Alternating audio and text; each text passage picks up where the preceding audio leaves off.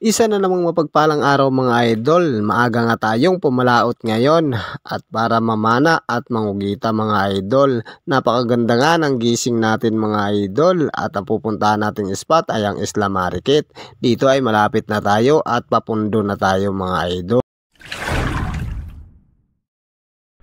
Nakakita na agad tayo dito ng balayan ng Pugita mga idol. Ipapakita ko sa inyo. Itong balayan na ito mga idol ay walang bakas ng Pugita mga idol dahil wala pang kinainan itong balayan niya at napakaluma na ng mga hinukay niya mga idol. Ang gagawin natin dito ay papagpagan natin para malinis siya at pasukan ulit.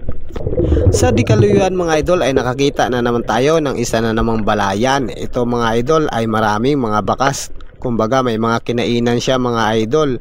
Ang problema naman ay mga luma na mga idol. Siguro nasa 3 araw na tong nakuhaan. Tsamba nang nakakuha nito. Siguradong malaki-laki ang laman nito mga idol. Yan nga pala yung mga kinain niyang alimasag. Iba't ibang klase nga pala ng alimasag yung kinain niya. Yung isa ay unsi-unsi, yung isa king crab at yung isa naman ay dawat. Yan nga pala yung kanyang butas mga idol.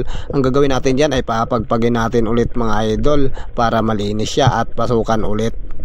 Dali-dali nga ako sumisi dito mga idol dahil nakakita na naman tayo ng 2 pirasong bahayan ng Pugita. Talagang kalat-kalat yung kanyang hinukay mga idol. Pero pagdating natin dito sa ilalim mga idol ay wala nga palang laman ito. Tinusok nga natin yung bahayan para ma-check. Wala talagang laman mga idol. 2 nga pala ito sila magkatabi. Ito nga pala yung isa. Tinanggal ko pa nga yung tabon kasi kala ko nagtabon itong kugitang ito.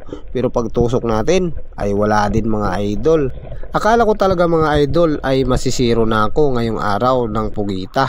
Dito mga idol ay hinugot ko agad itong aking pintek kung tawagin sa amin or sinugong at sinisid kagad natin itong kugitang ito mga idol nasa kanyang balayan. Ito mga idol yung balayan niya ay wala kang makikita na bakas o mga hinukay niya. Malaki nga pala yung balayan niya at malalim. Nandoon nga pala yung mga panabon niya sa ilalim mga idol.